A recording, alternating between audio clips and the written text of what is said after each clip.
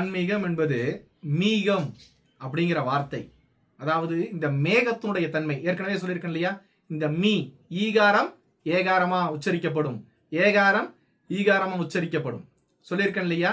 இந்த மேகம் என்ற வார்த்தை நீர் துளிகளுடைய எண்ணிக்கை, வளிமண்டலத்தில் இருக்கக்கூடிய நீராவி, அந்த துளிகளுடைய பனிக்கட்டிகளுடைய துளிகள், இவை எல்லாம் சேர்ந்து தூசு போன்ற ஒரு அமைப்பு தான் மேகம்னு சொல்லப்படக்கூடியது. நீராவி துளிகளுடைய ஒரு கூட்டு கலவை, தூசுகள்லாம் சேர்ந்து. அதே போல்தான் அந்த ஆணினுடைய மேகம், ஆணினுடைய மோகத்தன்மை. அது எப்பொழுது ஆன்மீகம் ஓங்கும்? எப்பொழுது அந்த சுரப்பி சுரக்கும்?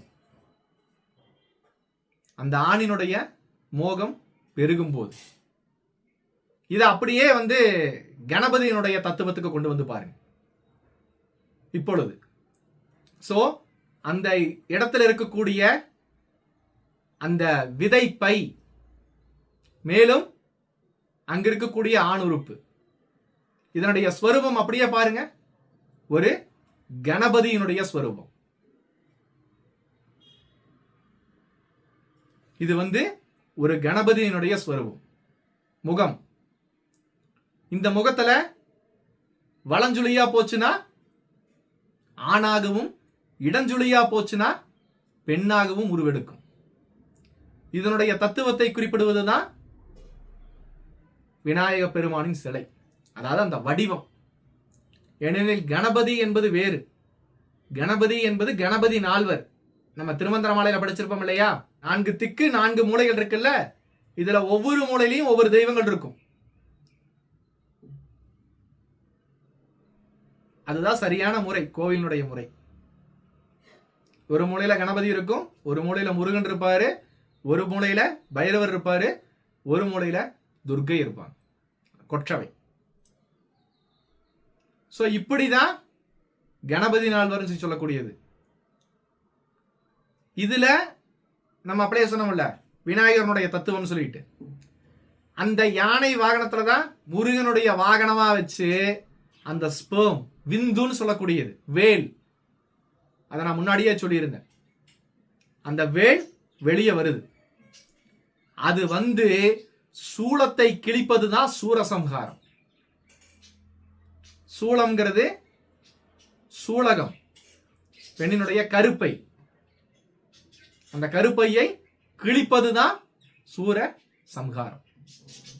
அந்த சூலத்தை கிழிப்பது, வேளை எடுத்து வீசின்னு சொல்றோம் இல்லையா? ஏனெனில் முருகனுடைய இது முந்தைய வாகனம் என்ன? யானை தான், போருக்கு போகும்போதெல்லாம். இப்ப அந்த யானை உறுப்பை யோசிச்சு பாருங்க.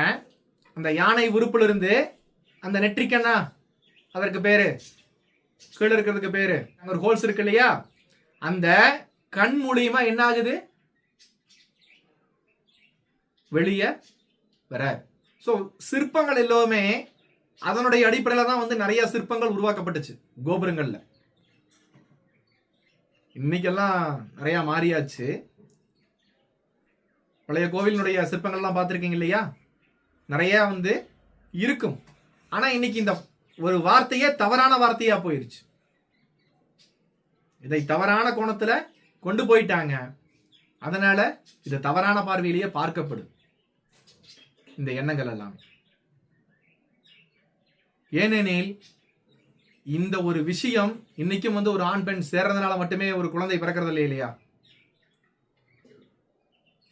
என்னதான் சேர்ந்தாலும் நிறைய பேருக்கு குழந்தை இல்லை.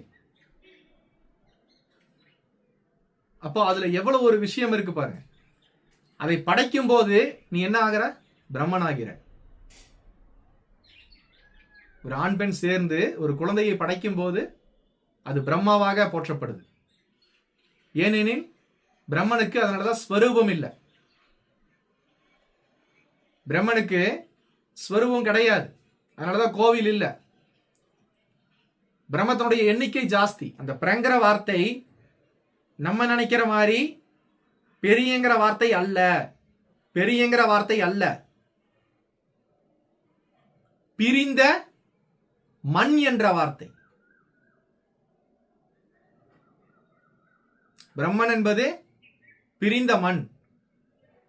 இந்த மண் நாதத்தோடு சேரும் போது திருமூலர் ஒரு பாடல் சொல்லுவார், மண்குடம் கவிழ்ந்த போது வைத்து வைத்தடுக்குவார் அப்படின்னு சொல்லிட்டு சிவவாகியர் பாடல் தெரியும் இல்லையா?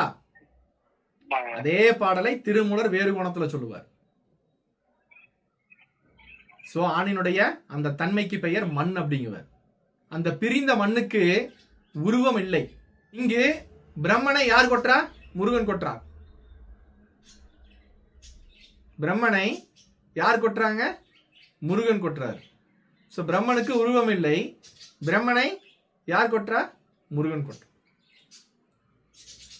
எதனுடைய அர்த்தம் கேட்டு? பிரணவத்தினுடைய அர்த்தம் கேட்டு. பிரம்மத்திற்கு உருவம் இல்லை. ஒரு ஆணும் பெண்ணும் சேரும் போது, ஒரு குழந்தை உருவாகும் போது மட்டுமே நீ பிரம்மத்தன்மை அடைகிறாய். அதாவது பிரம்மனுடைய ஒரு உயிரை படைக்கும் போதே நீ என்ன, யாரு? நீ ஒரு பிரம்மன். அதே போல் வளரும் போது நீ அனைத்தையும் காக்கக்கூடிய விஷ்ணு. அழிக்கக்கூடிய நிலையில நம்ம ருத்ரனா இருக்கும். பிரம்மமும் விஷ்ணுவும் ருத்ரனும் நம்மை அடிப்படையாக வைத்து உருவாக்கப்பட்டது. ஆனால் நம்ம என்ன பண்றோம்? அதை வேற மாதிரி கோணத்துல கொண்டு போயாச்சு.